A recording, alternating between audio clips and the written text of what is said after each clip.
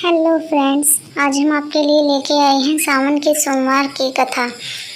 तो चलिए शुरू करते हैं। कौन साहूकार था जिसके घर धन आदि किसी प्रकार की कमी नहीं थी, परंतु उसको एक दुख था कि उसके कोई पुत्र नहीं था।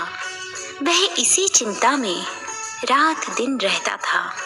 वह पुत्र की कामना के लिए प्रति सोमवार को शिव जी का व्रत और पूजन किया करता था तथा सायंकाल को शिव मंदिर में जाकर शिव जी के श्री विग्रह के सामने दीपक जलाया करता था। उसके इस भक्ति भाव को देखकर एक समय श्री पार्वती जी ने शिव जी महाराज से कहा कि हे प्रभु, यह साहूकार आपका अनन्य भक्त है और सदैव आपका व्रत और पूजन बड़ी श्रद्धा से करता है। इसकी मनोकामना पूर्ण करनी चाहिए। शिव जी ने कहा, हे पार्वती, यह संसार कर्म क्षेत्र है। जैसे किसान खेत में जैसा बीज बोता है वैसा ही फल काटता है, उसी तरह इस संसार में जैसा कर्म करते हैं वैसा ही फल भोगते हैं। पार्वती जी ने अत्यंत आग्रह से कहा, महाराज, जब यह आपका अनन्य भक्त है और इसको अगर किसी प्रकार का दुख है तो आपको अवश्य ही वह दुख दूर करना चाहिए, क्योंकि आप सदैव अपने भक्तों पर दयालु होते हैं और उनके दुखों को दूर करते हैं। यदि आप ऐसा नहीं करेंगे तो मनुष्य आपकी सेवा तथा व्रत क्यों करेंगे? पार्वती जी का ऐसा आग्रह देख शिव जी महाराज कहने लगे, हे पार्वती, इसके कोई पुत्र नहीं है। इसी चिंता में यह अति दुखी रहता है। इसके भाग्य में पुत्र ना होने पर भी मैं इसे पुत्र की प्राप्ति का वर देता हूँ, परंतु यह पुत्र केवल 12 वर्ष तक जीवित रहेगा। इसके पश्चात वह मृत्यु को प्राप्त हो जाएगा। इससे अधिक मैं और कुछ इसके लिए नहीं कर सकता। ये सब बातें साहूकार सुन रहा था। इससे उसको न कुछ प्रसन्नता हुई और न ही कुछ दुख। वह पहले जैसे ही शिव जी महाराज का व्रत और पूजन करता रहा। कुछ काल व्यतीत हो जाने पर साहूकार की स्त्री गर्भवती हुई और 10वें महीने में उसके गर्भ से अति सुंदर पुत्र की प्राप्ति हुई। साहूकार के घर में बड़ी खुशी मनाई गई, परंतु साहूकार ने उसकी केवल 12 वर्ष की आयु जानकर कोई अधिक प्रसन्नता प्रकट नहीं की और ना ही किसी को यह भेद बताया। जब वह बालक 11 वर्ष का हो गया तो उस बालक की माता ने उसके पिता से विवाह आदि के लिए कहा। तब वह साहूकार कहने लगा कि अभी मैं इसका विवाह नहीं करूँगा, अपने पुत्र को काशी जी पढ़ने के लिए भेजूँगा।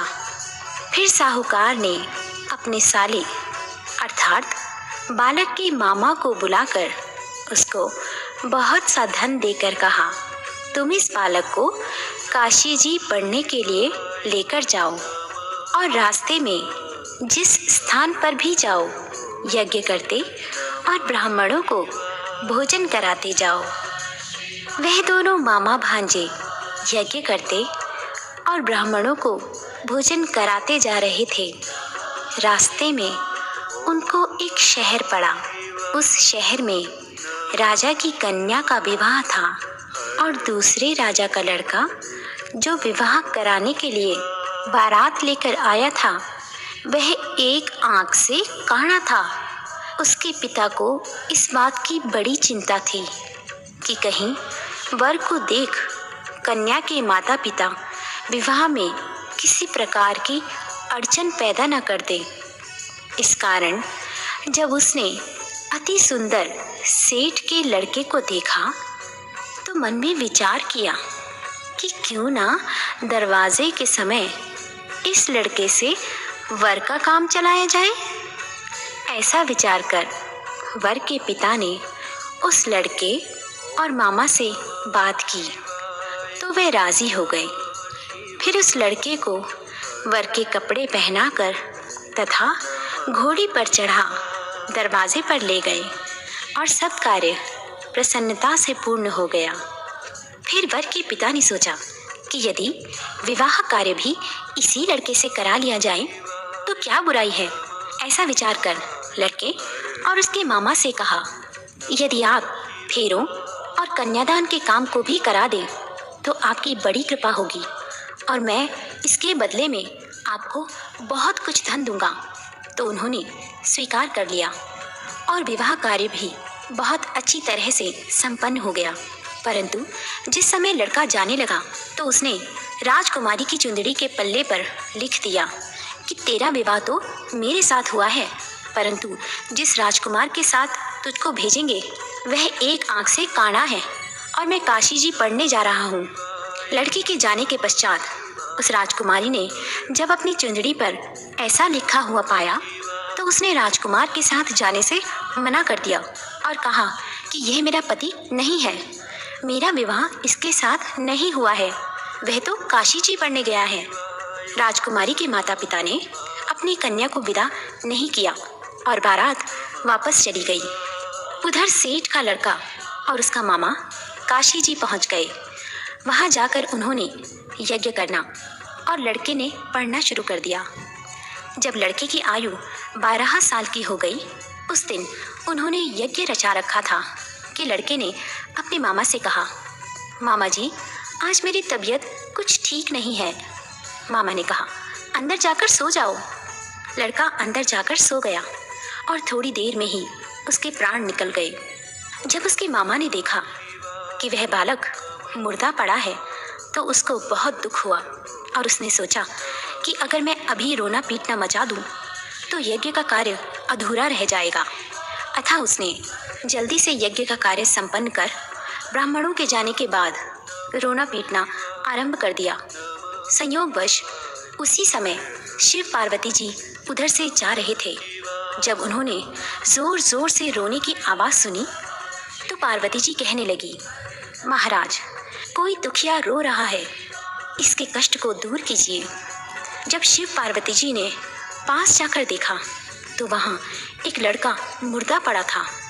पार्वती जी कहने लगी, महाराज ये तो उसी सेठ का लड़का है जो आपके वरदान से हुआ था। शिव जी कहने लगे, हे पार्वती इसकी आयु इतनी ही थी सो यह भोग चुका। तब पार्वती जी ने कहा, हे महाराज इस बालक को और आयु दो, नहीं तो इसके माता पिता तड़प तड़प कर मर जाएंगे। पार्वती जी के बार बार आग्रह करने पर शिव जी ने उसको जीवन दान दिया और शिव जी महाराज की कृपा से लड़का जीवित हो गया। शिव पार्वती कैलाश चले गए। तब वह लड़का और मामा उसी प्रकार यज्ञ करते और ब्राह्मणों को भोजन कराते अपने घर की ओर चल पड़े। रास्ते में वे उसी शहर में आए जहां उसका विवाह हुआ था। वहां पर आकर उन्होंने यज्ञ आरंभ कर दिया तो उस लड़के के ससुर ने उसको पहचान लिया और अपने महल में ले जाकर उसकी बड़ी खातिर की। साथ ही बहुत दास दासियों सहित आदरपूर्वक लड़की और जमाई को विदा किया। जब वे अपने शहर के निकट आए तो मामा ने कहा, मैं पहले तुम्हारे घर जाकर खबर कराता हूँ। जब उस लड़के के मामा घर पहुँचे तो लड़के के माता पिता घर की छत पर बैठे हुए थे और यह प्रण कर रखा था कि यदि हमारा पुत्र सकुशल लौट आया तो हम राजी खुशी नीचे आ जाएंगे, नहीं तो छत से गिरकर अपने प्राण खो देंगे। इतने में उस लड़के के मामा ने आकर यह समाचार दिया कि आपका पुत्र आ गया है, तो उनको विश्वास नहीं आया। तब उसके मामा ने शपथ पूर्वक कहा कि आपका पुत्र अपनी स्त्री के साथ बहुत सारा धन लेकर आया है। तो सेठ ने आनंद के साथ उनका स्वागत किया और बड़ी प्रसन्नता के साथ रहने लगा। इसी प्रकार जो कोई भी सोमवार के व्रत को धारण करता है अथवा इस कथा को पढ़ता है और सुनता है, उसकी समस्त मनोकामनाएं पूर्ण होती हैं। अगर आपको हमारी वीडियो अच्छी लगी हो तो वीडियो को लाइक कीजिएगा, चैनल को सब्सक्राइब कीजिएगा, बेल आइकन को प्रेस कीजिएगा। Thanks for watching.